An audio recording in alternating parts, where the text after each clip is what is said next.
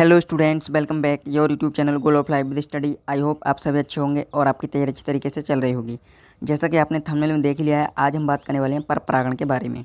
और यदि आप भी 12th बायोलॉजी की तैयारी कर रहे हैं तो आप हमारे साथ जुड़ सकते हैं। हम बायोलॉजी से रिलेटेड जो बायोलॉजी का कोर्स है 12th बायोलॉजी का यूपी बोर्ड का या फिर अदर बोर्ड का, उसके लिए हमने एक लक्ष्य बैच चला रखा है जिसको आप ज्वाइन कर सकते हैं। और बायोलॉजी से जो भी टॉपिक है बायोलॉजी के चैप्टर्स में, या फिर हम कह सकते हैं ये जो कोर्स हमारा बायोलॉजी को 12th बायोलॉजी का, उसके हम एक एक टॉपिक को बहुत ही अच्छे तरीके से समझने वाले हैं लास्ट तक। और इससे संबंधित में काफ़ी सारे वीडियो बना रखे हैं। यदि आपने वो वीडियो नहीं देखे तो आप प्लेलिस्ट में जाके देख सकते हैं। लक्ष्य बैच के नाम से एक प्लेलिस्ट है, 12th बायोलॉजी लक्ष्य बैच 2024। तो चलिए देर न करते हुए वीडियो को शुरू करते हैं। तो आज हम बात करने वाले हैं पर परागण या फिर क्रॉस पॉलिनेशन के बारे में। पर परागण या क्रॉस, तो क्रॉस का मतलब होता है जैसे कि ये क्या हो गया, क्रॉस हो गया। अगर हम इस प्रकार से चल रहे हैं तो इसको हम क्रॉस नहीं बोलेंगे, लेकिन जब इस प्रकार से किया जाए तो उसको क्रॉस बोला जाएगा।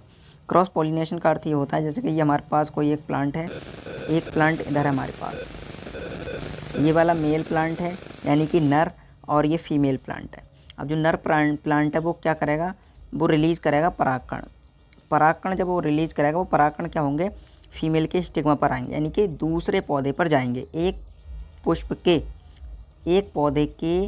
एक पौधे से दूसरे पौधे तक, या एक पौधे के पुष्प के परागकोश से जो परागकण होते हैं वो दूसरे के स्टिग्मा तक आते हैं, दूसरे पुष्प के स्टिग्मा तक आते हैं। तो उस प्रक्रिया को बोलते हैं पर परागण। देखिए हम समझ लेते हैं इसको।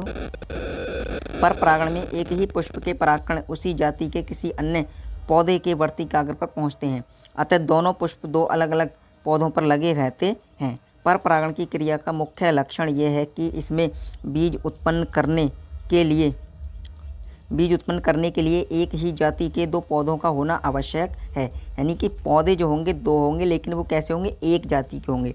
जैसे एक पौधा ये है और एक दूसरा ये है। जैसे उदाहरण के लिए हम सरसों का मान लेते हैं, तो ये सरसों का मेल पौधा हो गया, ये फीमेल पुष्प या पौधा होगा। यहाँ से परागकण इस पर जाएंगे तो इसको बोला जाएगा क्रॉस पॉलिनेशन या फिर पर परागण। पर मतलब दूसरे पर क्या हो रहा है, परागण हो रहा है, परागकण दूसरे पर जा रहे हैं, तो उसको बोलेंगे पर परागण।